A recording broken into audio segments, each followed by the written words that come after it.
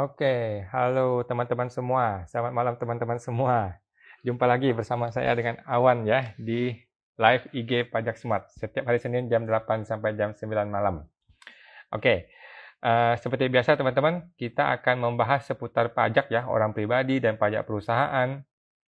Jika teman-teman ada pertanyaan, silakan ditanyakan di bagian komentar ya teman-teman.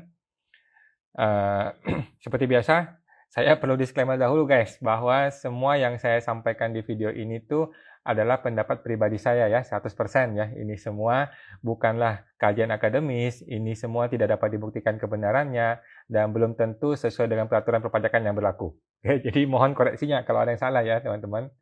Oke. Walaupun saya seorang konsultan pajak yang resmi ya teman-teman, tetapi video ini bukanlah saran profesional seorang konsultan pajak gitu ya teman-teman. Anda semua teman-teman tidak bisa dan tidak boleh menjadikan video ini sebagai pedoman satu-satunya bagi Anda untuk melaksanakan kewajiban perpajakan Anda gitu. Karena masing-masing orang kan punya kasus yang berbeda gitu ya. Jadi mohon teman-teman konsultasikan dengan konsultan pajak Anda masing-masing atau ke AR Anda apabila Anda mau tanya yang lebih spesifik gitu tentang permasalahan perpajakan Anda. Oke.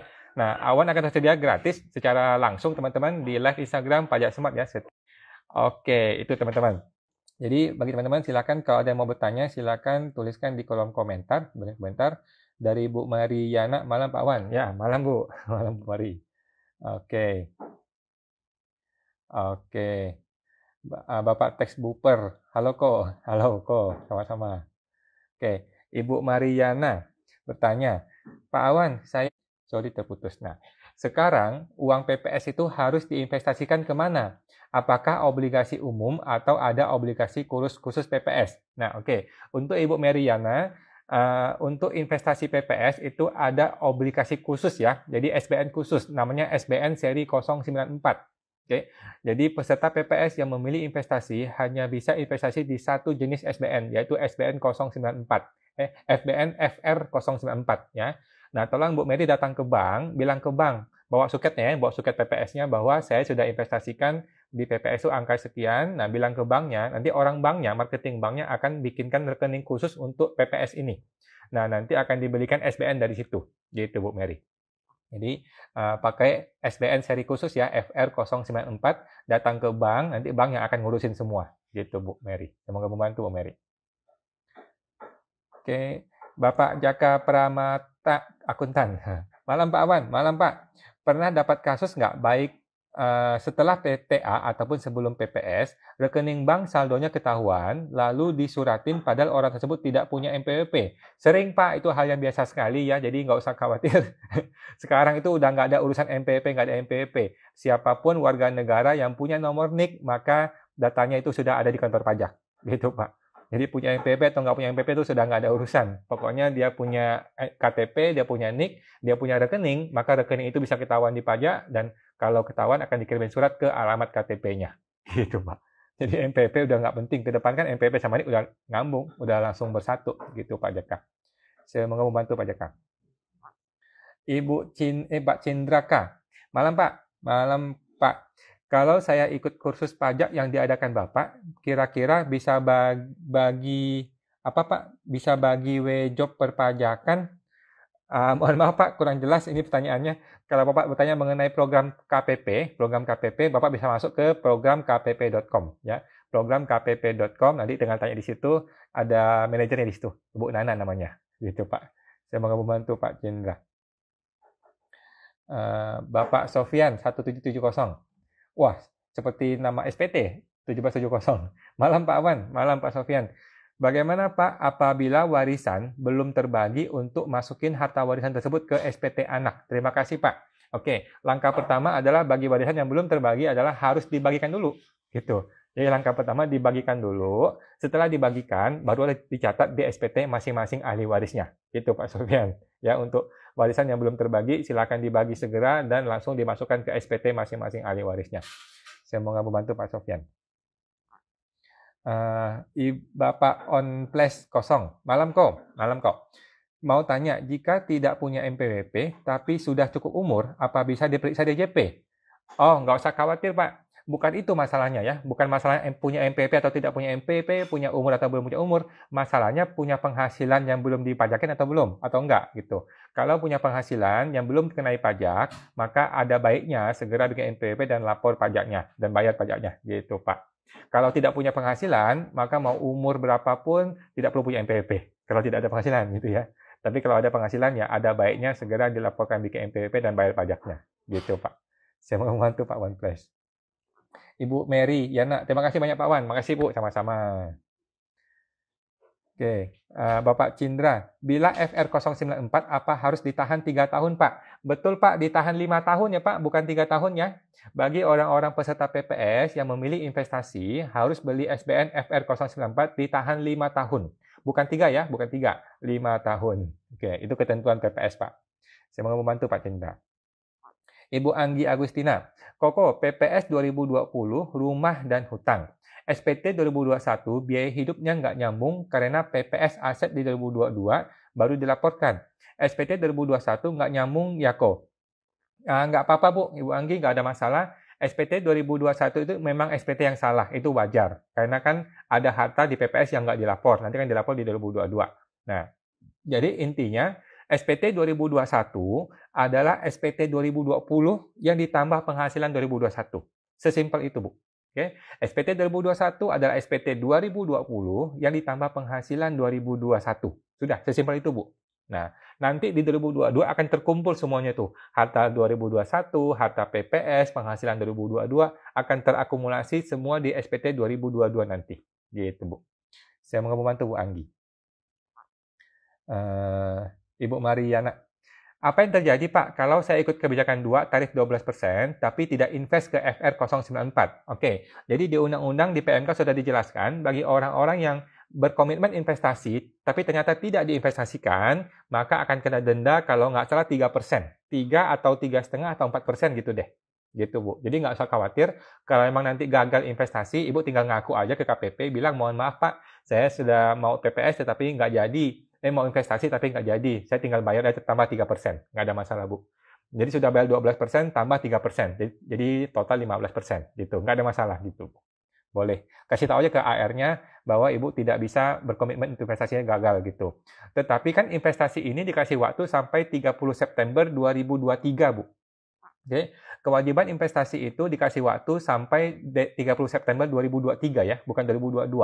Jadi Ibu masih punya waktu 1 tahun lebih, 1,5 tahun lagi untuk betul-betul menginvestasikan, gitu Bu Mary. Saya mau membantu Bu. Pak Yance Ovo, kok kalau dana dari laba atau modal perusahaan yang memang digunakan untuk perusahaan, tapi disimpan dalam deposito perorangan, apa dikenakan dividen? Memang banyak kasus seperti ini Pak Yance. Jadi kalau saya sih ya, deposito ini tetap dilaporkan di SPT-nya si perusahaan, dianggap sebagai barang miliknya perusahaan, maka seharusnya nggak ada dividen. Karena kan ini masih dimiliki oleh perusahaan, cuma dititipkan ke namanya si pribadi. Gitu sih Pak. Nggak masalah seharusnya, cuman kalau AR-nya bentrok, ya udah coba dijelaskan pelan-pelan gitu Pak. Coba dijelaskan pelan-pelan. Yang penting kan barang ini masih dilaporkan di PT, masih muncul di neracanya PT, sebagai hartanya PT. Gitu sih Pak. Harusnya argumennya cukup kuat gitu sih Pak. Itu cuma bantu Pak Dirjen. Bapak Hasnabi Residence, kau bantu jelaskan dong prosedur dari keberatan. Apakah masih bisa dibantah setelah keluar pemberitahuan daftar hasil keberatan? Jadi keberatan ini maksudnya SKP Pak ya. Jadi Bapak kena sebuah SKP, terus Bapak mengajukan keberatan gitu kan. Keberatan itu biasa ditolak. Nah, kalau keberatan ditolak, Bapak hanya punya satu pilihan, yaitu Bapak langsung banding ke pengadilan pajak. Gitu Pak. Nggak ada masalah. Pengadilan pajak adalah suatu skema hukum yang disediakan oleh negara untuk orang-orang mencari keadilan. Jadi nggak ada masalah Pak Hasnabi. Kalau Bapak keberatan ditolak, Bapak tinggal ajukan banding ke pengadilan. Nggak ada masalah. Silakan diajukan. Kalau Bapak merasa benar, silakan diperjuangkan. Nggak ada masalah sih. Gitu. Negara menyediakan jalur hukum itu nggak masalah. Oke Pak. Saya mau membantu Pak Hasnabi. Bapak Cindraka, apakah semua NIK yang nggak punya MPWP, yang punya tabungan, akan semua dipanggil oleh KPP setempat, Pak? Kalau saya sih ya, pokoknya datanya ada, pasti saya panggil. Gitu. Kalau saya jadi orang KPP, saya ketemu sebuah data, ada rekening, tetapi nggak ada MPWP-nya, tapi di wilayah saya, pasti saya panggil. Kalau saya ya. Tapi kalau KPP tergantung KPP lagi sibuk apa enggak gitu. Kalau lagi sibuk ya mungkin dipending dulu, tapi kalau lagi santai ya dipanggil gitu. Pokoknya ada ditemukan sebuah harta tapi nggak punya NPWP ya pasti dipanggil gitu Pak. Semoga membantu Pak Cindra. Bapak Jaka Pramana Akuntan. Maaf Pak, satu lagi. Setelah ikut PPS, ada harta kelupaan lapor berupa tanah. Sudah sertifikat, sedangkan SPT 2020 ke belakang tidak bisa pembetulan lagi. Apakah KPP sudah bisa link sama Badan Pertanahan? Makasih Pak. Oh, sudah bisa Pak, sudah sejak lama ya. Jadi sudah sejak lama BJP itu link ke BPN. Jadi kalau satu harta ini Bapak belum laporkan di PPS, maka Bapak punya dua pilihan. Pilihan pertama adalah ikut pas final, kan dibuka lagi nih sekarang, di bulan Juli kan pas final dibuka lagi ya. Bapak boleh ikut pas final, bayar tarifnya 12,5%. Atau cara kedua adalah Bapak mengaku kepada KPP, bayar 30% denda untuk PPS K2. Gitu. Nah, kan tergantung nih, harta tanah ini apakah tanah 2015 atau tanah 2020. Kalau tanah 2015, Bapak masih boleh pakai pas final. Kalau tanah 2020, Bapak boleh mengaku, bayar 30%, atau Bapak tunggu nanti pas final yang khusus untuk PPSK 2 mungkin masih ada. Kita nggak tahu ya. Siapa tahu ada PMK baru yang mengurangkan denda dari 30%-nya gitu, Pak. Saya mau membantu Pak Jaka. Bapak David 8ZN. Malam Pak Awan. Malam Pak David. Kursus gratis pajak di mana ya? Yang lalu Pak Awan kasih tahu tidak dicatat nih, makasih. Oke. Jadi Pak David kursus gratis pajak itu di unif.mekari.com ya. univ.mekari mekari.com ya. Jadi unif.mekari.com. Ini perusahaan besar sekali, ini yang punya jurnal ID. Jadi dia memang betul-betul invest di program pelatihan ini secara gratis gitu Pak. Jadi silakan masuk ke unif.mekari.com. Di situ bisa belajar akunting, bisa belajar pajak, bisa belajar manajemen, bisa belajar audit. Pokoknya lengkap deh di situ dan semuanya gratis gitu. Jadi silakan dimanfaatkan Pak David. Saya mau membantu Pak. Ibu Wantis 73. Pak Awan, uang untuk bayar pajak PPS termasuk ke cash flow di hitungan SPT tahunan 2022 masuk dong Pak, masuk Bu. Masuk. Jadi uang untuk bayar PPS otomatis menjadi cash flow untuk hitungan 2022 ya. Jangan sampai kelupaan ya dihitung ya. Semoga membantu Bu Wantis. Oke, Bapak OnePlus. Kok kalau mau non-efektif, tapi masih dapat penghasilan dari bunga deposito dan kontrakan apakah bisa? Kalau bisa langkah-langkahnya perlu apa ya? Nah, silahkan Bapak ajukan saja non-efektif, nanti tergantung orang pajak yang mengizinkan atau tidak mengizinkan, gitu. Kalau menurut saya sih saya lebih cenderung nggak usah di non-efektifkan, karena kan kita perlu lapor update terus setiap tahun. Nanti rumah berubah lagi, deposito berubah lagi, berubah bentuk itu perlu kita update. Jangan sampai kita kehilangan 3 tahun hilang, tiba-tiba tahun keempat muncul lagi dengan harta yang berubah total, nanti jadi masalah gitu Pak. Nah, itu saran saya sih, jadi kalau bisa nggak usah non-efektif, tetap lapor seperti biasa. Tapi kalau Bapak mau non-efektif, silakan datang ke KPP, Bapak mengisi sebuah surat permohonan non-efektif. Gitu, ada formatnya, sudah ada di KPP, tinggal diisi, ditandatangan, udah kirim. Nanti 1 minggu atau 2 minggu akan dikasih tahu, oh sudah boleh nih non-efektif, maka Bapak sudah tidak perlu lagi lapor SPT tahunan. Gitu Pak. Kalau ditolak ya udah, tinggal lapor lagi setiap tahun. Gitu Pak. Saya mau membantu Pak OnePlus. Ibu Anggi Agustina, terima kasih Koko, terima kasih Bu, sama-sama. Oke, Bapak Ian Saras, malam Ko, kalau perusahaan dagang persediaannya tidak sesuai kah? Oke, 1, kalau ketahuan oleh AR tentu saja jadi masalah Pak. Berarti kan Bapak ada pembelian yang belum dilaporkan, atau Bapak ada penjualan yang belum dilaporkan, atau Bapak punya harta yang belum dilaporkan. Pokoknya banyak indikasinya gara-gara persediaannya gitu ya. Nah, itu 1. Kalau ada kalau diketahuan oleh orang pajak ya tentu akan jadi masalah. Nah, apakah ada denda pajaknya? Tergantung nanti ya. Kalau memang ketahuan angkanya dapat persis, maka oke. Sudah bisa ya sekarang ya. Mohon maaf teman-teman, saya lagi di luar kota jadi internetnya mungkin agak pelan sedikit. Oke. Kita lanjut teman-teman. Oke.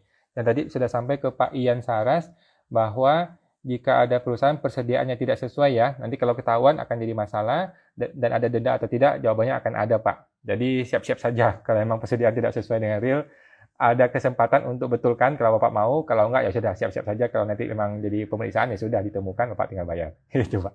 Ibu Yance, oke, siap-siap sama-sama ko. Kemudian lanjut Ibu Mei Winda Widiana.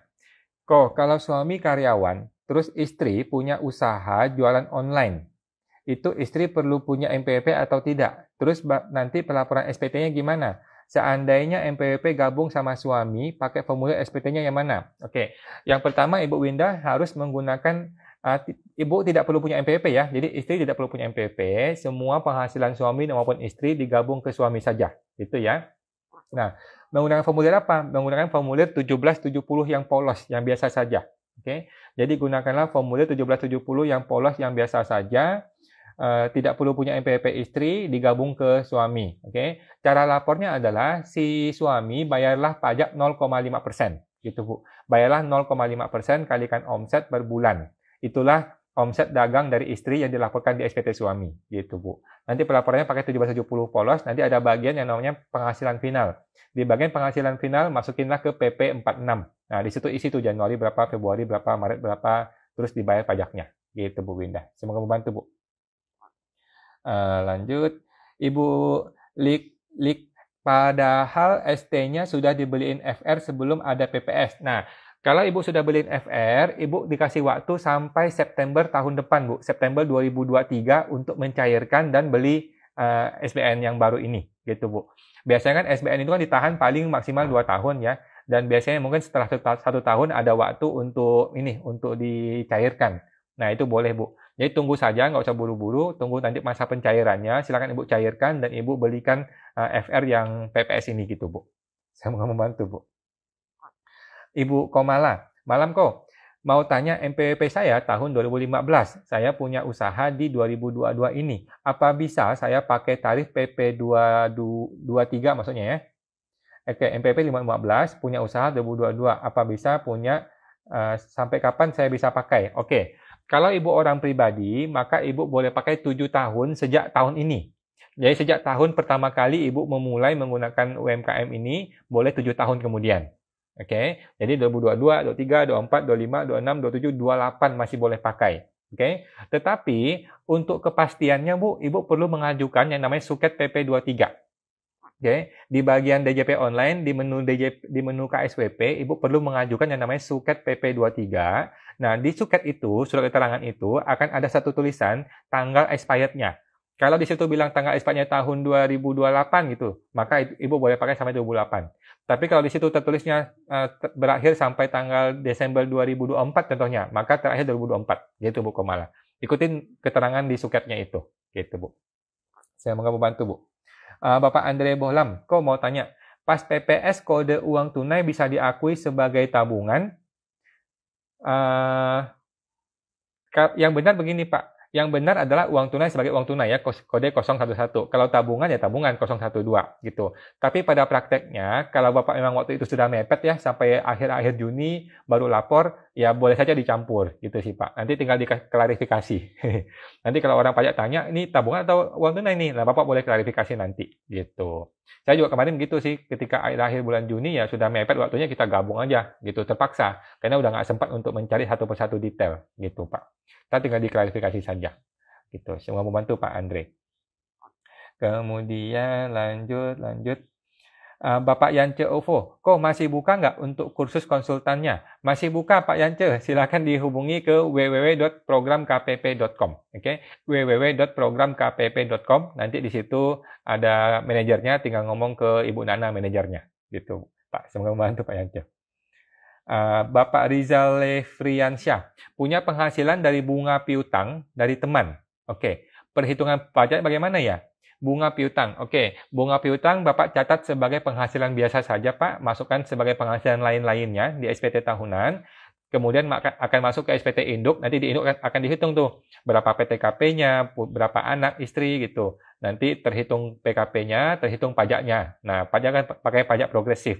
Nah, pajaknya ini yang Bapak perlu bayar nanti, gitu Pak. Tapi kalau bunga ini di bawah PTKP, berarti kan nanti nggak ada pajaknya, gitu Pak. Saya mau membantu Pak Rizal. Ibu atau Bapak Instaku 26. Malam kok, saya Vivi. Oh ya Bu Vivi, tolong tanya, dividen dari saham, sekarang kita bayar pajaknya sendiri ya? Ketentuannya bagaimana ya kok? Kalau dibelikan saham lagi bagaimana? Oke, jadi gini Bu, untuk orang-orang yang menerima dividen, betul Bu, perpajakannya diserahkan kepada si penerima dividen. Kalau dulu kan dipotong oleh si perusahaan, dipotong 10%. Sekarang sudah tidak. Sekarang dikembalikan kepada si masing-masing penerima dividen, silakan dibayar sendiri. Oke. Kalau uang itu mau dipakai untuk biaya hidup, maka silakan dipotong 10%, dibayar 10% kepada negara. Oke, Anda boleh pakai 90%-nya. Tetapi kalau mau diinvestasikan, maka boleh 0%. Oke, yang dimaksud investasi adalah uang ini diinvestasikan selama 3 tahun berturut-turut. Oke, 3 tahun berturut-turut bisa di mana? Bisa di tabungan, bisa di deposito, bisa di saham, bisa beli properti, bisa beli mobil, tanah, rumah, dan sebagainya. Pokoknya ini uang tidak dipakai untuk biaya hidup, maka itu boleh dibilang sebagai investasi. Oke, tahan selama 3 tahun, Ibu harus lapor setiap tahun, harus lapor. Tahun pertama sebelum bulan Maret dilapor tuh, ada di mana kondisinya. Tahun kedua dilapor, tahun ketiga dilapor, gitu Bu. Setelah itu, setelah tahun ketiga, Ibu boleh pakai untuk biaya hidup, silahkan saja. Gitu Bu Insa. Bu Vivi, saya mau ngomong tuh Bu. Pak Andre, iya tadi nge-lag Pak, mohon maaf ya, sekarang udah bagus ya. Pak Jaka, terima kasih Pak, maaf pertanyaan dibatasi atau tidak Pak Awan. Oh, sama-sama Pak Jaka. Tidak ada batasan Pak Jaka, silakan. Cuman batasan waktu aja sampai jam 9. Bapak JN Santosa 52. Kalau sudah pensiun, SPT sudah 3-4 tahun lapor nihil terus. Oke. Tahun ini tidak ada isi SPT lagi. Salah tidak Pak Awan? Atau mesti tetap lapor nihil? Oke, Bapak Santosa tetap perlu lapor Pak. Selama orang punya MPWP, maka dia tetap perlu lapor SPT tahunan setiap tahun. Gitu. Laporan nihil nggak apa-apa Pak. Tetapi kan dia mesti update hartanya diupdate, hutangnya diupdate, kemudian anggota keluarga diupdate, semua diupdate gitu Pak. Nah, tapi pajaknya nihil nggak masalah gitu Pak. Perlu lapor tiap tahun ya Pak. Saya mau membantu Pak Santosa. Lanjut. Tadi nggak ada suaranya ya, mohon maaf. Sekarang sudah ada ya. Oke, sekarang sudah ada ya. Oke, oke lanjut. Oke, oke lanjut. Oke, Bapak Rizal Lefriansyah, minjamin teman duit buat dia bisnis, terus waktu dikembalikan dilebihkan, perhitungan pajaknya gimana ya? Nah, jadi kan ketika Bapak pinjamin duit kan Bapak catat sebagai piutang. Berarti kan ketika uangnya balik kan piutang tinggal diubah ke rekening, nggak ada masalah. Nah, bunganya itu Bapak laporkan sebagai penghasilan lain-lain di SPT. Oke, ada di lampiran 2 kalau nggak salah, ada yang namanya penghasilan lain-lain. Masukkanlah ke situ, nanti otomatis akan masuk ke halaman induk. Nah, di induk akan dihitung tuh berapa pajaknya. Nah, kalau masih ada pajak tinggal dibayar. Kalau ini angka masih di bawah PTKP, berarti tidak ada pajak yang nggak usah dibayar. Gitu Pak Rizal. Saya mau membantu Pak. Bapak Jaka, Pak, ada anak dapat hibah berupa uang dari orang tua, sudah dapat surat dari KPP, namun menolak diikutkan PPS karena katanya hibah bukan objek pajak. Oke, jadi yang diikutkan PPS hanya tabungan punya pribadi sendiri. Oke, mohon maaf Pak, keputus ya. Jadi, seorang penerima hibah dari orang tua sudah betul Pak, itu bukan objek pajak. Tetapi, kalau ini barang belum dilaporkan di SPT orang tuanya, maka bisa jadi potensi pajak gitu. Berarti kan orang tua masih bayar pajak dulu tuh. Nah, itu masalahnya Pak. Jadi ada baiknya ini ketemu konsultan pajak. Feeling saya, kalau memang orang tuanya belum lapor, maka orang tuanya perlu dilaporkan dan bayar pajak di sana. Gitu Pak. Saya mau membantu Pak Jaka. Ibu Ufmut, Pak, perhitungan cash flow untuk dana tebusan PPS, gimana perhitungannya ya untuk SPT tahunannya? Jadi dana untuk bayar PPS, Ibu hitung saja sebagai biaya hidup gitu. Hitung aja sebagai tambahan dari pengurang ketika ngitung cash flow-nya. Jadi ketika ngitung cash flow, kan penghasilan dikurangi dengan biaya hidup. Nah, biaya hidup ini Ibu tambahin lagi satu item yang namanya bayar PPS gitu, bayar pajak PPS gitu, Bu. Gitu. Sebenarnya sih kalau SPT kan nggak ngitung cash flow ya, yang dihitung adalah kondisi sebenarnya. Cuman yang banyak orang menghitung supaya nggak salah. Nah, jadi jadikanlah pembayaran PPS ini sebagai tambahan pengeluaran di tahun 2022. Gitu Bu Uhmud. Semoga membantu Bu. Bapak Wena Liang. Malam Pak Wan, semua harta yang ikut PPS K1 dan K2 itu semua jadi perolehan harta tahun 2022 ya. Thanks Pak Awan. Betul Pak, betul ya. Semua harta PPS K1 maupun K2 dilapor di SPT 2022 sebagai harta perolehan 2022. Gitu Pak, sudah betul. Semoga membantu Pak Wena Liang. Oke. Ibu Made Med Simple 168. Malam Pak Wan, malam Bu atau Pak Made. Selama ini jualan di Tokopedia, bayar pajak UMKM, dan selama ini diatur naik terus omsetnya. Tapi belakangan dagangan turun, lumayan banyak. Apa bisa tahun depan lapor omset aktual? Kemarin udah PPS juga. Oke, silakan Pak Made, silakan omset itu boleh naik, boleh turun, boleh naik, boleh turun, nggak ada masalah. Yang penting sesuai kondisi sebenarnya, gitu. Jadi kalau Bapak sudah betul kondisi sebenarnya memang turun, ya udah laporkanlah kondisi yang sebenarnya Pak. Nggak usah khawatir. Kita mau jadi orang jujur, jadi laporkanlah kondisi sebenarnya. Kalau turun ya turun, kalau naik ya naik, gitu. Nggak ada masalah Pak Made. Saya mau membantu Pak. Bapak Avan Adam satu-satu. Di SPT 2018, saya sudah lapor rumah warisan dan sumber dananya yaitu warisan. Apakah di SPT 2019 dan seterusnya harus laporin rumah warisan dan sumber dana tersebut? Jawabannya betul Pak, Bapak tetap laporkan barang yang sama selama masih ada, belum dijual. Bapak akan laporkan terus-menerus setiap tahun, setiap tahun, setiap tahun, setiap tahun gitu Pak. Oke, jadi barang yang masih ada hari ini akan dilaporkan kembali di SPT kali ini. Begitu SPT tahun depan juga sama, tahun depan juga sama, gitu Pak. Jangan sampai hilang ya. Selama belum belum dijual. Kalau nanti dijual, maka barangnya ini keluar, masuklah uang ke tabungan, gitu Pak. Gitu. Saya mau membantu Pak Avan Adams. Lanjut, Bapak David, kelihatan di mana ya? Mohon maaf Pak, tadi mengenai apa ya Pak? Mohon maaf. Tadi mengenai apa ya? Boleh tolong cek, ketik lagi Pak. Mohon maaf. Bapak Cindraka, kalau kemarin ikut PPS, lapor punya ORI, bayar 14%. Itu nggak perlu ditahan 5 tahun ya Pak? Betul Pak Cindra, tidak perlu. Yang bayar 14% tidak ada ketentuan tahan 5 tahun. Jadi silakan saja mau dipakai, mau diganti, mau beli mobil, beli rumah, apa itu bebas. Gitu Pak, bebas. Kalau yang 14% itu bebas Pak Cindra. Semoga membantu Pak. Bapak Cindra, Pak, biasanya seorang AR menangani berapa WP? Yang saya tahu sih Pak ya, satu AR itu pegang 3.000 WP minimal. Yang saya tahu ya, satu orang AR pegang 3.000 wajib pajak. Makanya AR itu kepalanya paling pusing, gitu. Udahlah dicaci maki sama wajib pajak, orang nggak mau bayar pajak, udah gitu ditekan dari atasannya. Pokoknya AR itu susah deh. AR itu salah satu pekerjaan yang paling sulit di dunia ini, gitu Pak. Kita respect sama AR ya. Terima kasih membantu Pak Cindra. Bapak Sofian, terima kasih Pak. Sama-sama Pak Sofian. Bapak Andrea Ho. Oke, malam kawan, malam Ko Andri. Bukankah data rekening pribadi yang dimiliki DJP cuma yang di atas 1M? Kalau yang di bawah 1M kan DJP tidak punya datanya. Oke, jadi gini Pak Andri, saya nggak tahu isu ini datang dari mana ya. Ini isu yang salah. Ini isu yang salah. Yang benar adalah semua data rekening kita, berapapun nilainya, sudah diketahui oleh pajak. Itu yang betul, Pak. Itu pernyataan yang betul, dan dari pengalaman saya juga begitu. Nggak ada istilah di atas 1M, di bawah 1M itu nggak ada. Gitu. Memang ada beberapa orang yang cuma ketahuan angka-angka besar saja, angka kecil nggak ketahuan. Tapi banyak juga orang yang angka kecil maupun besar ketahuan semua, terbuka semua. Gitu, Pak. Jadi yang benar adalah semua data rekening kita sudah ada di pajak. Jadi kita tuh udah nggak usah mikir. Kita nggak usah mikir gimana caranya nyembunyiin duit ya. Nggak usah lagi. Yang kita mesti mikir sekarang adalah kita buka semuanya. Gitu. Kita laporkan semua dengan baik dan benar. Gitu Pak pikiran kita. Jadi nggak usah pusing lagi mengenai data rekening. Gitu Pak. Semoga membantu Pak Andri. Bapak Ferdian Setiawan. Pak, asuransi jiwa tidak ada NAB investasi, apakah perlu dimasukkan ke SPT? Kalau saya tidak perlu, Pak. Kalau saya yang namanya asuransi jiwa yang hangus, yang tidak ada hasil nilai tunainya, nggak ada investasinya, maka saya tidak laporkan. Gitu. Alasannya apa? Ada dua alasan. Alasan pertama adalah ketika ini asuransi saya tutup polis nih hari ini, kan saya tidak dapat uang. Gitu. Ya kan saya nggak dapat uang. Nah, maka tidak ada gunanya saya lapor ini di SPT sebagai harta. Okay? Yang kedua, ketika saya sakit atau meninggal dan uangnya cair, ini tuh bukan objek pajak. Gitu. Yang namanya klaim asuransi itu bukan objek pajak. Jadi nggak ada gunanya saya lapor. Gitu.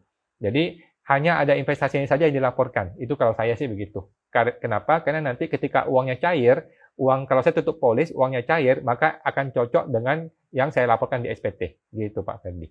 Saya mau membantu Pak. Bapak Jaka, maaf Pak keputus. Hibahnya bentuk uang tunai, bentuk uang Pak. Orang tua dah lapor SPT, sudah lapor SPT ya. Ada bukti transfer dari rekening ortu kepada anak. Apakah Pak perlu akte hibah karena bukan tanah? Oke Pak. Jadi yang saya tangkap adalah harta ini sudah dilapor di SPT orang tua, kemudian ada bukti transfernya, kemudian dilapor di SPT anak sebagai hibah. Oke, kalau gitu aman Pak. Nggak usah pakai akte Pak. Kalau AR-nya ngotot, Bapak boleh bikin surat perjanjian di bawah tangan saja. Surat hibah ya, surat keterangan hibah di bawah tangan. bahwa pada tanggal sekian saya telah memberikan uang sejumlah sekian kepada anak saya dan mulai hari ini barang ini menjadi milik dia. Sudah gitu aja Pak. Tidak perlu notaris gitu. Nggak perlu ya. Ada bukti transfer jelas kok gitu. Aman Pak Jaka. Gitu. Semoga membantu Pak Jaka. Ibu Melia. Pak, kalau di tempat yang sama, toko yang sama, tapi ada dua usaha yang sama, tapi yang satu adalah dagang pribadi, yang satu adalah berbentuk PT join dengan teman, apakah tidak apa-apa? Oke, jadi gini Bu, kita mau tanya dulu, kenyataan sebenarnya bagaimana? Nah, kalau kenyataan sebenarnya memang ada dua usaha, Ibu nggak usah khawatir, kita mau jadi orang jujur nih. Kalau memang kenyataannya ada dua usaha, nggak ada masalah. Yang jadi masalah adalah sebenarnya itu usaha satu orang. Gitu. Sebenarnya ini usaha satu orang, barang-barang juga campur aduk, tapi sengaja dibikin dua usaha supaya menghindari PPN. Nah, yang begini nih, sekarang sih masih belum ada masalah ya Bu. Sekarang belum ada masalah, tapi ke depan saya yakin DJP akan mencari cara untuk memaksa kedua usaha ini menjadi satu, sehingga jadi PKP dan perlu bayar PPN. Gitu sih Bu. Nah, ke depannya seperti itu. Sekarang masih aman. Sejauh ini sih masih bisa diperdebatkan. Gitu sih Bu. Saya mau ngomong Bu. Ibu Ufmut, Pak, apa tidak masalah lapor PPN DN tapi dengan hitungan LB? LB karena penjualannya ke WP 030, jadi pajaknya tidak bisa diperhitungkan. Nggak masalah Bu, nggak masalah. Boleh kok begitu. Banyak begitu Bu. Jadi kalau jualnya ke WP 030 itu kalau nggak salah WAPU ya. Jadi karena kita jual ke WP 030 sehingga terpaksa PPN-nya dipungut pihak sana, sehingga kita jadi LB, maka nggak ada masalah. Ibu langsung aja minta restitusi PPN-nya, gitu Bu. Karena kan ke depan pasti bertumpuk tuh LB-nya. Jadi mending dihabisin aja di restitusi, ambil kembali uang PPN-nya Bu. Gitu. Saya mau membantu Bu Uhmud. Bapak Yance, OVO. Kok adik ada jual ruko yang udah ikut TA1. Hasil dari ruko disetor sebagai modal perusahaan yang dihimbau oleh DJP untuk ikut PPS. Karena sudah ikut TA1, maka asumsi saya nggak perlu lagi diikutkan ke PPS. Namun mohon maaf Pak Yance kepotong ya. Jadi kalau menurut saya ya, ini adalah harta yang tidak perlu masuk ke PPS. Alasannya apa? Alasannya adalah ini bukanlah harta yang belum dilaporkan. Ini adalah harta yang sudah dilaporkan di TA1. Bentuknya dulu ruko. Sekarang berubah bentuk jadi modal perusahaan. Gitu. Nggak ada masalah sih, harusnya nggak ada masalah. Tinggal diklarifikasi saja kepada AR-nya, Pak. Gitu. Bapak Ian Saras, kalau transaksi balik nama tanah, sebenarnya tanah tersebut adalah miliknya saudara. Tapi pas balik nama itu tidak bayar PPh 2,5% karena memang tidak ada terima uang. Apakah bermasalah kok? Saya sih nggak khawatir di sini. Pertanyaannya, tanah ini sudah dilapor belum di SPT seseorang? Kalau tanah ini sudah dilapor di SPT-nya si saudara ini, maka aman Pak. Masalah pajak itu kan itu urusan dia sama DJP nanti. Tapi kalau tanah ini belum dilapor di SPT-nya si saudara, maka kasih tahu saudara, suruh dia lapor gitu. Jadi tolong si saudara yang pemilik sebenarnya, jadi pemilik sebenarnya tanah ini perlu laporkan di SPT-nya dia gitu. Kita yang cuma numpang nama nggak usah takut Pak, nggak usah masalah, nggak usah khawatir. Ini barang bukan milik kita, silakan saudaranya yang laporkan di SPT-nya dia gitu Pak. Semoga membantu Pak. Bapak Yance, pihak pembeli tidak disetor PPh-nya. Apakah bisa saya gunakan nilai yang sudah diikutkan waktu TA1? Tadi ini mengenai harta TA yang sudah dilapor tapi berubah bentuk ya Pak ya, kalau nggak salah ya. Nggak ada masalah sih Pak. Kalau barang sudah dilapor di TA1, maka ini sudah bukan objek PPSK 1 maupun PPSK 2. Itu menurut pendapat pribadi saya ya. Karena ini barang sudah dilapor, sudah dibayar pajaknya gitu Pak. Saya mau membantu Pak Yance. Ibu Suri, malam kawan. Malam Bu, sama-sama. Bapak Jaka, makasih Pak Awan. Buka kelas pajak online atau webinar full day dong Pak. Pertanyaan masih banyak Pak. Nanti ya Pak, mudah-mudahan ya Pak. Doakan ya Pak Jaka. Nanti kita lihat kondisinya ya. Membantu Pak Jaka. Bapak Ibu Suri, kok iya Bu? Gimana Bu? Bapak Wone Alyang, kawan mau tanya. Beli rumah masih inden. Yang lunas baru PPJB. Bisa lapor SCT tahunan pakai PPJB sebagai keterangan? Boleh Pak, boleh. Jadi dokumen untuk sebuah rumah itu bisa berupa PPJB, bisa berupa AJB, bisa berupa surat pesanan, bisa berupa apapun gitu Pak. Yang penting ada surat sudah boleh dipakai. Walaupun nggak ada surat pun boleh, karena kan Bapak punya bukti transfernya gitu. Nggak ada masalah Pak mau pakai dokumen apapun. Saya mau membantu Pak Alyang. Bapak Avan Adams. Di SPT, bagian harta akhir tahun, ada kolom keterangan. Oke, kolom itu diisi apa? Untuk harta berupa rumah, kendaraan, tabungan, reksadana diisi apa di kolom itu? Makasih. Oke, kalau saya begini Pak, kalau saya ya rumah, saya isi alamat rumahnya sama nomor NOP-nya, nomor objek pajak. Oke, kalau kendaraan, saya isi tipe dan mereknya. Contoh mungkin Honda Mobilio gitu. Saya isi nomor merek dan tipe kendaraannya, dan saya isi plat nomornya gitu. Atau saya isi nomor BPKB-nya juga boleh gitu, supaya membedakan mobil yang A dengan mobil yang B. Oke. Tabungan, kalau tabungan saya isi nama banknya dan nomor rekeningnya. Contoh BCA nomornya 123456 gitu, supaya membedakan tabungan satu dan tabungan yang lain. Oke. Reksadana biasanya saya isi dengan nama brokernya, terus nomor investor account-nya. Kalau saya isi gitu. Gitu, Pak. Saya mau membantu Pak Adams. Bapak Made Simple. Beberapa waktu lalu ada lihat berita, Undang-Undang Sri Mulyani memang institusi keuangan hanya laporin akun dengan nominal di atas 1M ke kantor pajak. Awalnya Mulyani maunya di atas 250, tapi ditolak DPR. Salah ya? Saya tidak pernah baca berita ini, Pak. Tapi kalaupun ini benar, tetap saja data itu sudah campur aduk, Pak. Data kita itu sudah masuk semua ke pajak, mau di atas 1M maupun di bawah 1M. Dan sudah banyak, Pak. Sudah banyak klien saya yang terdata, rekening ratusan ribu juga sudah terdata, Pak. Gitu. Jadi udah nggak make sense mengenai 1M ini, Pak. Gitu. Semoga membantu, Pak Mandi. Bapak Indria Ho, tanya lagi kok, kalau jual emas, apakah harus ada nota jual belinya? Oke, kalau hanya kira-kira saja keuntungannya berapa apa boleh, karena lupa dulu belinya berapa. Lalu keuntungannya masuk ke penghasilan apa. Oke, jadi gini Pak Andri, kalau kita tidak bisa menunjukkan bukti penjualannya, maka orang pajak akan gunakan standar yang dipakai oleh Antam. Oke, jadi emas ini dibeli tahun berapa? Waktu itu harga Antam berapa? Terus dijualnya di tahun berapa? Di tahun ini harga Antam berapa? Nah, selisih ini dikalikan dengan jumlah gram yang dijual. Itulah keuntungan Bapak. Oke, kemudian keuntungan ini masuk ke penghasilan apa? Bapak boleh masukkan sebagai penghasilan penjualan aset di lampiran 2 kalau nggak salah di SPT 1770. Oke, di bagian penghasilan lainnya ada satu penghasilan yang namanya penghasilan dari penjualan aset. Boleh masuk ke situ. Atau Bapak boleh masukkan ke penghasilan lain-lain juga boleh gitu. Nanti total penghasilan ini akan masuk ke halaman induk. Di halaman induk akan dihitung tuh berapa PTKP-nya, berapa pajaknya, nah terus berapa kredit pajaknya kalau ada, nah total pajak yang mesti dibayar itulah yang Bapak bayar nanti. Gitu Pak Andri, saya mau membantu Pak. Ibu Ratna Simatupang, malam Bu. Suami istri pisah rumah udah 7 tahun, tapi masih satu kartu keluarga. Suaminya ada, suami ada NPWP, istri nggak ada, tapi ada usaha sendiri. Gimana cara buat NPWP? Makasih. Oke, jadi maksudnya Ibu adalah si istri ini dengan keinginan sendiri mau bikin NPWP, gitu Bu ya. Maka solusinya adalah tinggal datang ke KPP, bilang saya mau bikin NPWP. Saya memang punya suami, tapi saya memilih untuk memiliki NPWP. Itu boleh, gitu Bu. Jadi seorang istri itu boleh bikin NPWP sendiri dengan 2 cara. Cara pertama adalah ada perjanjian pisah harta. Cara kedua adalah dia memilih terpisah. Istilahnya MT. Oke, MT, memilih terpisah, maka tinggal bikin NPWP seperti biasa. Gitu Bu, nggak ada masalah sih. Saya mau membantu Pak, Ibu Ratna. Bapak ini Pak Andriho. Iya ada undang-undangnya kok. Oh tadi mengenai itu ya, mengenai yang 1M itu ya. Pak, gini Pak Andri, kita lupakan mengenai undang-undang.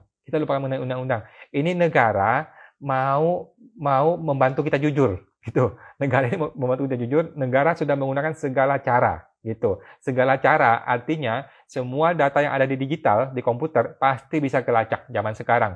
Jangankan data rekening kita, data rekening Pak Luhut di sebuah negara di luar negara sana bisa ketahuan gitu loh. Data Jokowi bisa bocor gitu. Apalagi data keuangan kita, semua itu sudah nggak usah ngomong undang-undang gitu Pak. Pokoknya data ini bisa dipakai untuk membantu penerimaan pajak, maka pasti akan terdata gitu Pak.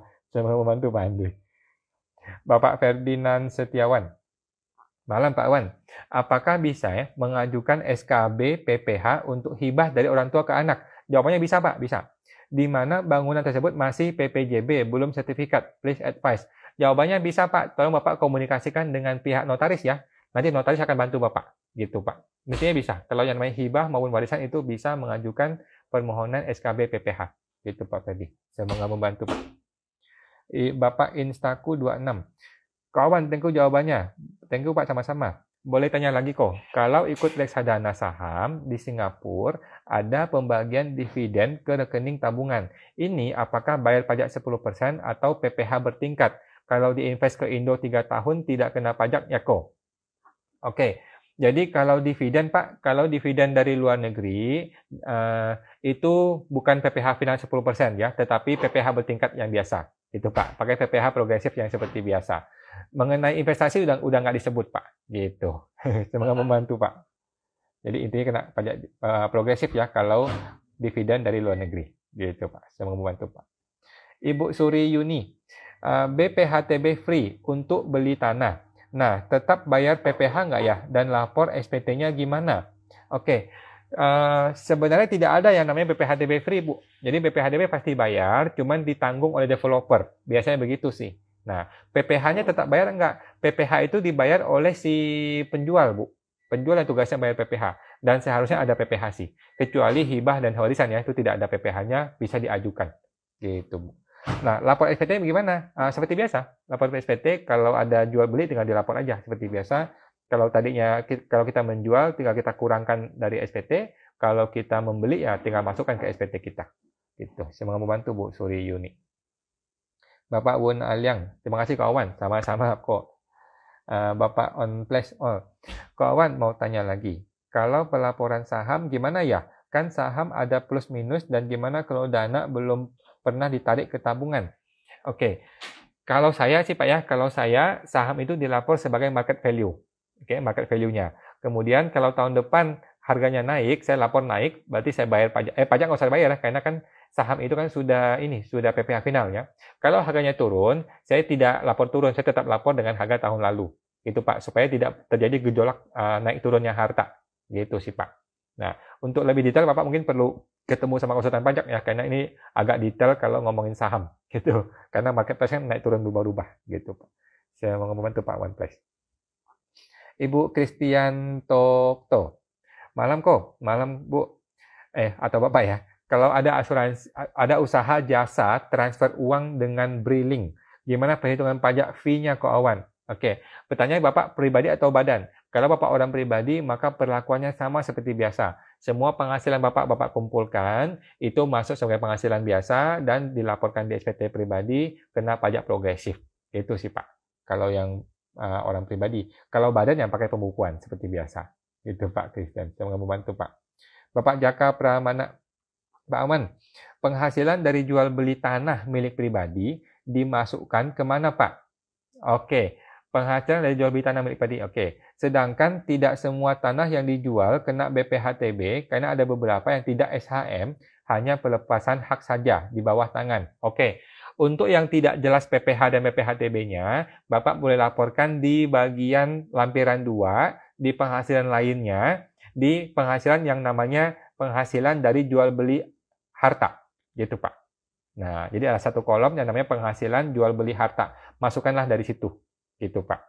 Saya mau membantu Pak. Tapi kena pajak progresif ya Pak jadinya. Kena pajak progresif jadinya. Mending sih Bapak bayar 2,5%, beres. Jadi nggak kena pajak progresif. Gitu sih Pak. Lebih murah dibanding progresif ya. Saya mau membantu Pak Jaka. Bapak Sindra Janti, dana reksa yang dilaporkan nilai apa? Nominal saja ya Pak. Dana reksa itu maksudnya reksadana ya. Reksadana itu dilapor, kalau saya sih lapor sebagai market value saja, biar nggak pusing Bu.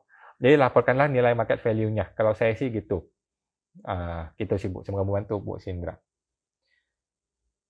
Bapak, lanjut lagi. Bapak Made Simple. Makasih Pak Wan atas penjelasannya. Sukses terus ya Pak. Sama-sama Pak. Terima kasih. Lanjut. Bapak Swi dan Putri. Malam kok. Kalau kita terima transferan uang dari saudara yang bukan kandung untuk membantu orang tua sakit, apakah itu termasuk penghasilan yang kena pajak? Nggak usah lah Pak, nggak usah. kalau Ibu ya, kalau untuk orang tua kan numpang lewat ya. Nanti kalau memang orang pajak tanya, bilang aja ini punya uang punya kakak saya atau adik saya untuk orang tua saya. Gitu Bu. Nggak ada masalah sih. Kalau bisa sih kasih keterangan lah, ini keterangan untuk berobat papa gitu. Nggak masalah sih Bu harusnya. Gitu. Tinggal dikasih klarifikasi saja kepada AR. Saya mau membantu Bu Putri. Lanjut. Oke, belum ada pertanyaan lagi ya teman-teman ya. Oke. Nah, belum ada pertanyaan lagi, jadi masih ada waktu saya akan menginformasikan beberapa hal teman-teman. Oke, buat teman-teman yang sudah ikut PPS, tetapi sekarang kan sudah tidak ada menu PPS tuh. Nah, sekarang kan PPS sudah nggak ada menunya di DJP Online, sehingga bagi teman-teman sudah ikut PPS tapi lupa download suketnya, gimana nih? Nah, kalau Anda lupa download suketnya, tolong datang ke KPP, minta ke AR-nya, Pak. Tinggal ke WA atau telepon AR-nya, minta cetakin suketnya. Gitu sih. Oke, jadi buat teman-teman yang masih belum kelupaan download suket PPS-nya, berhubung menu PPS sudah tidak ada, silakan datang ke AR, minta cetakin suketnya. Oke. Kemudian buat teman-teman yang ikut PPS dan memilih diinvestasikan, ya, teman-teman ingat boleh menempatkan ke SBN-nya itu di seri yang FR094, itu sebelum 30 September 2023 ya, bukan 2022. Oke. Nah, lanjut ada bertanya Pak Jaka. Makasih Pak Wan, luar biasa. Sama-sama Pak Jaka. Pak, pekerjaan bebas freelance di luar apakah bisa bayar PPh UMKM 0,5%, tapi MPP masih pegawai swasta? Oke, jadi gini Pak Jaka, untuk seorang pekerja bebas freelance tidak bisa menggunakan 0,5%. Oke, 0,5% hanya bisa digunakan oleh pedagang, itu sih Pak. Kalau pekerja bebas atau freelance atau orang yang berbisnis jasa tidak bisa pakai 0,5%. Gitu sih Pak. Harus menggunakan pajak progresif. Gitu Pak. Saya mau membantu Pak Joko. Pak David 8. Malam Kak Owen. Ada investasi asuransi yang ada keuntungan tiap bulan. Tapi juga tiap tahunan. Bagaimana cara lapornya ya? Karena tidak ada bukti potong pajak seperti deposito. Oke. Jadi gini Pak. Kalau asuransi ini, hasil investasi ini memang tidak kena pajak sama sekali, maka Bapak kumpulkan semuanya, laporkan dalam SPT tahunan sebagai penghasilan lainnya, dan laporkan ke induk, nanti kena pajaknya. Pajak progresif tinggal dibayar, gitu Pak. Tetapi kalau di investasi asuransi ini sudah dipotong pajaknya, cuman dia nggak kasih bukti potong, tapi sebenarnya sudah dipotong, maka nggak ada masalah, Bapak nggak usah khawatir, itu masukkanlah seperti penghasilan deposito saja, gitu. Tapi kalau memang dia belum potong pajaknya, ada baiknya sih kita laporkan semua penghasilan ini selama setahun, bulanan dan tahunan digabung semua, dilaporkan sebagai penghasilan lain-lainnya, dan kemudian akan kena pajak progresif. Gitu Pak David. Saya mau membantu Pak. Bapak Dio Zeza, PPS udah close, tetapi ada harta yang terlewatkan. Baiknya gimana ya Pak Awan? Oke, jadi Pak Dio, kalau ada harta yang belum dilaporkan di PPS, jika ini PPS K1, masih boleh ikut pas final. Gitu Pak. Jadi ada harta 2015 ke bawah yang belum dilaporkan ke TA, belum juga dilaporkan di PPS K1, boleh ikut pas final. Oke. Untuk PPS K2, ini belum ada obatnya. Maka Bapak boleh mengaku bayarkan 30% plus denda 2% per bulan. Gitu Pak. Untuk PPS K2 ya. Jadi kalau Bapak nggak mau bayar ya udah, yang PPS K2 diamin saja dulu, nggak usah dilapor dulu. Mudah-mudahan nanti ada PMK baru yang kasih tarif yang lebih murah. Gitu Pak. Saya mau membantu Pak Dio. Oke. Lanjut. Bapak Jaka, Pak, apa perlu bikin usaha bentuk CV untuk ikut tarif 0,5%? Oke, tadi mengenai orang yang freelance, Pak ya. Nah, ada satu solusi, Pak. Ada satu solusi yang luar biasa, yaitu bikinlah PT perorangan. Gitu, Pak Jaka. Buat seseorang yang bisnisnya jasa, silakan bikin PT perorangan. Harganya murah sekali, cuma 50.000. Oke, modal cuma 50.000, tetapi PT perorangan ini bisa menggunakan 0,5%. Gitu, Pak. Coba dibikin ya, PT perorangan. Nggak usah bikin CV. Mahal CV soalnya. Ibu VV 68. Pak, tolong tanya, kalau hibah ke anak sudah dilakukan tahun 2020, apakah surat hibah bisa dibuat di tahun 2022? Kalau kita ngomong yang benar ya nggak bisa, Bu. Yang benar ya nggak bisa. Tetapi kan kalau memang ini hibah 2020 dan terlewat dilapor di PPS, ya silakan diatur saja. Kalau mau dilapor ke 2022, mau dibikin surat hibah 2022, ya silakan diatur saja gitu, Bu. Semoga membantu Bu VV. Bapak Cindra, Pak, perhitungan pajak progresif itu batasannya berapa ya? Pajak progresif itu ini Pak, yang 0 sampai 60 juta itu 5%, 60 sampai 250 itu 15%, 250 ke 500 itu 25%, kemudian 500 ke 5M itu 30%, di atas 3M, di atas 5M itu 35%. Itu Pak Cindra.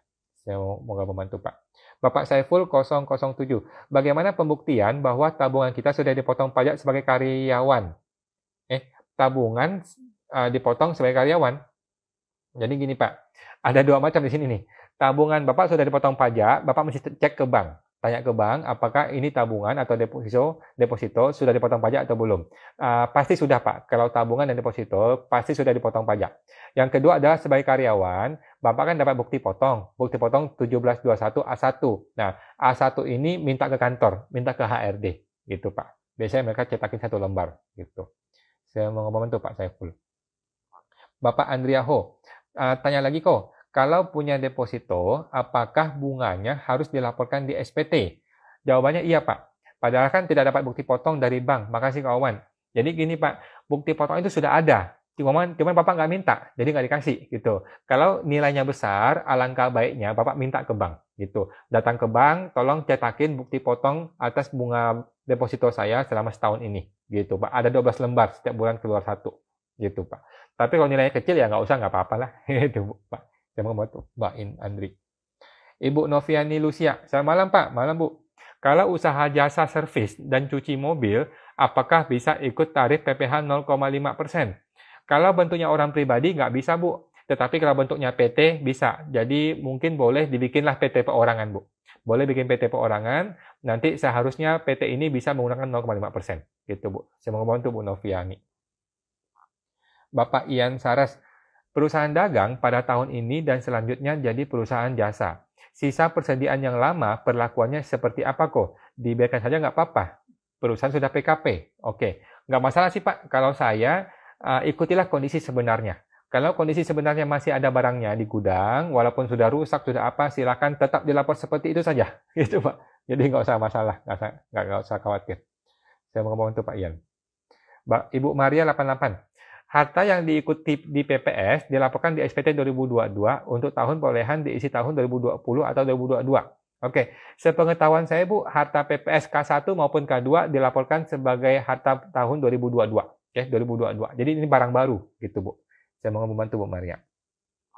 Ibu Siska Sugi, Pak Awan, tahun 2020 baru buat MPWP sebagai pegawai swasta. Oke, tahun 2022 mulai buka usaha dagang. Bisa pakai PPh final UMKM ya Pak? Jawabannya bisa Bu, silakan langsung saja. Tetapi saat minta suket PPh-nya, keterangannya tidak bisa Pak. Kenapa ya Pak? Nah, alasannya adalah karena KLU Bu. KLU-nya Ibu masih belum KLU UMKM. Ibu perlu datang ke KPP, Bu Siska, bikin sebuah surat yang namanya Surat Permohonan Perubahan Data. Oke, apa yang diubah yaitu KLU, klasifikasi usaha. Yang tadinya sebagai pegawai swasta ganti menjadi KLU yang lain, yaitu KLU untuk pedagang, gitu Bu. Nah, sesuaikanlah dengan pedagangnya Ibu. Ibu mungkin dagang baju, dagang apa, silakan disesuaikan, gitu Bu Siska. Saya mau ngomong untuk Bu Siska. Bapak Jaka, PT Perorangan, apa perlu direktur dan komisaris Pak? Tidak perlu Pak, PT Perorangan cukup 1 orang saja yaitu direktur, tidak ada komisaris, gitu.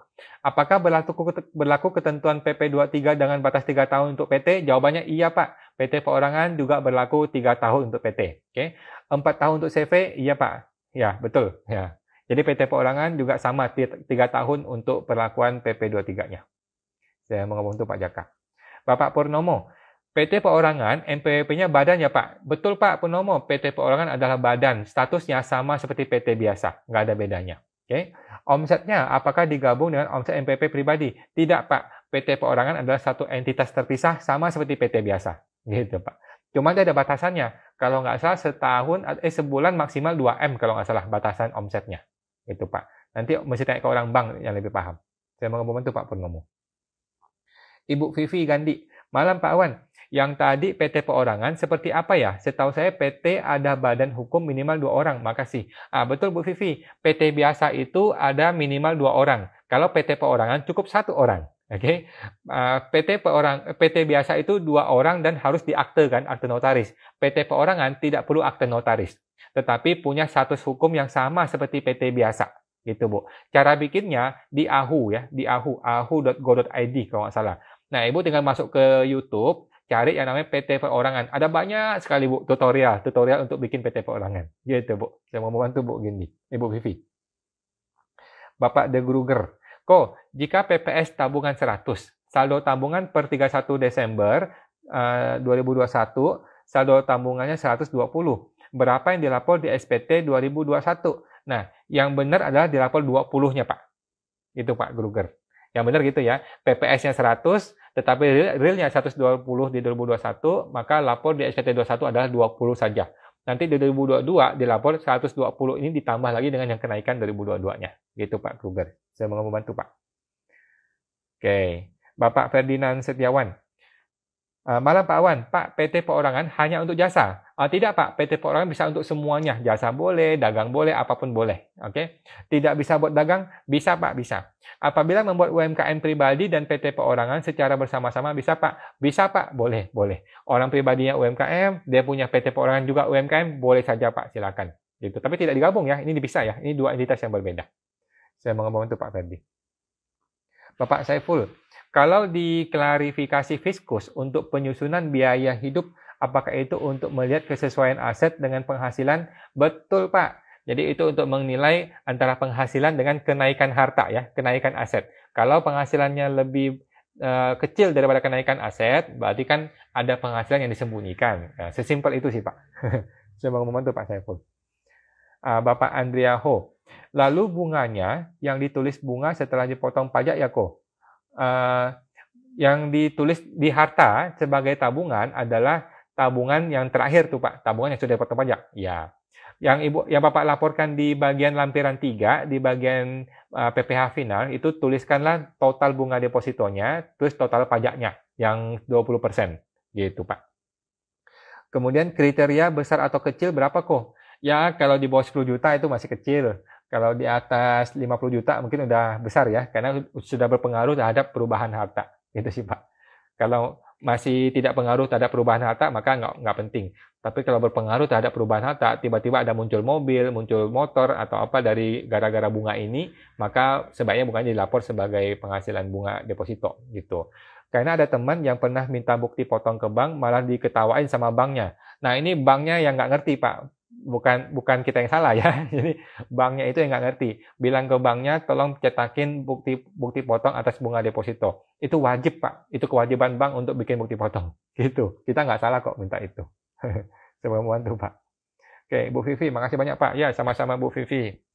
Oke, malam Pak Nikolas Sunur. Malam Pak Wan. Malam Pak Nikolas.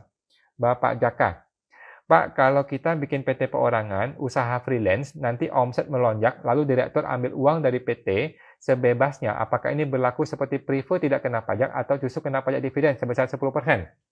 Oke, ini masih dilema Pak. Sampai hari ini, sampai tadi sore, saya masih berdebat dengan orang, apakah PT Perorangan ini menggunakan mekanisme Privo atau mekanisme dividen. Oke, sejauh ini pendapat saya pribadi ini masih menggunakan mekanisme Privo. Kenapa? Karena modalnya tidak terbagi atas saham. Itu pendapat pribadi saya, tetapi ada kemungkinan ini bakal jadi dividen. Karena kan bentuknya PT, gitu Pak. Bentuknya PT, maka ada kemungkinan dipakai dividen. Gitu Pak. 10% masih nggak apa-apa sih. Masih lebih murah dibandingkan pajak progresif. Masih lebih murah dibandingkan pajak PPh badan biasa yang 22%. Gitu sih Pak.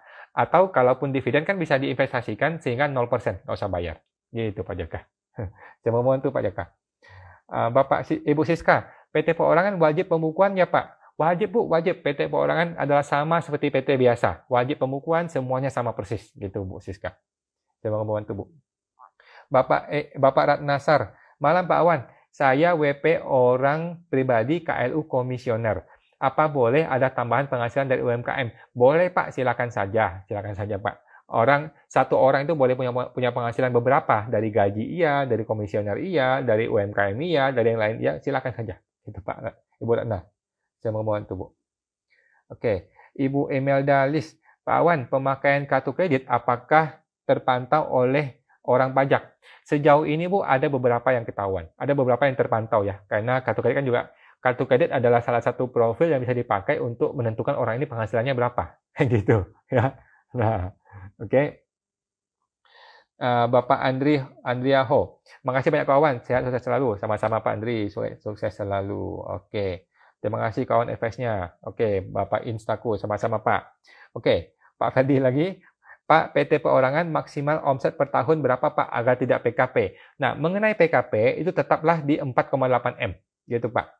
Jadi mengenai PKP tetaplah di 4,8M. Tetapi PT Perorangan itu ada batasnya, kalau nggak salah 2M per bulan.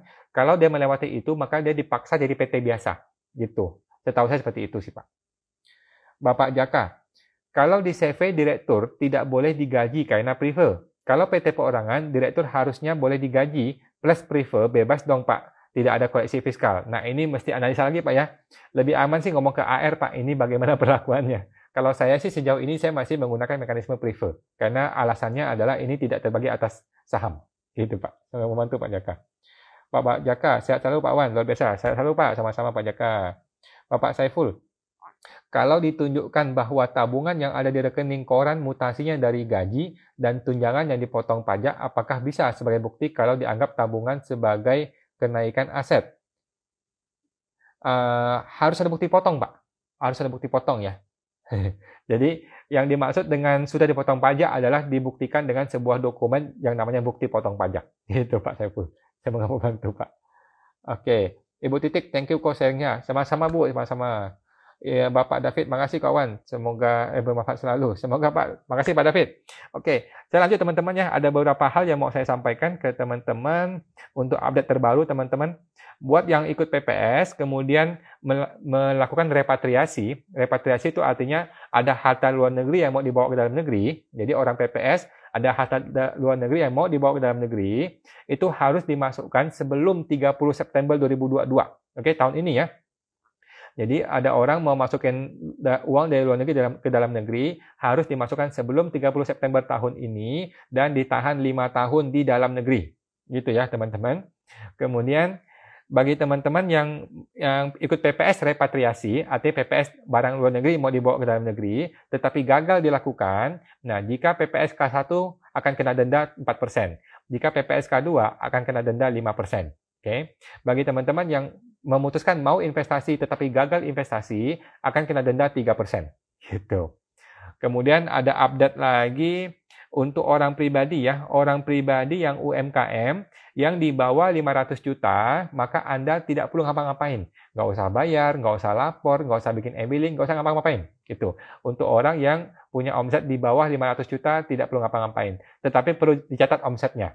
Oke? Perlu catat omsetnya bulan Januari berapa, Februari berapa, sampai Desember berapa. Gitu. Pokoknya kalau di bawah 500 juta, tidak usah bayar, nggak usah lapor. Untuk OP UMKM yang punya omset di atas 500 juta, maka dia wajib bayar setelah melewati 500 juta. Oke, tetapi cara lapornya sampai sekarang kita belum tahu apakah perlu lapor atau tidak. Kalau perlu bagaimana caranya kita belum tahu, kita masih menunggu PMK-nya. Oke.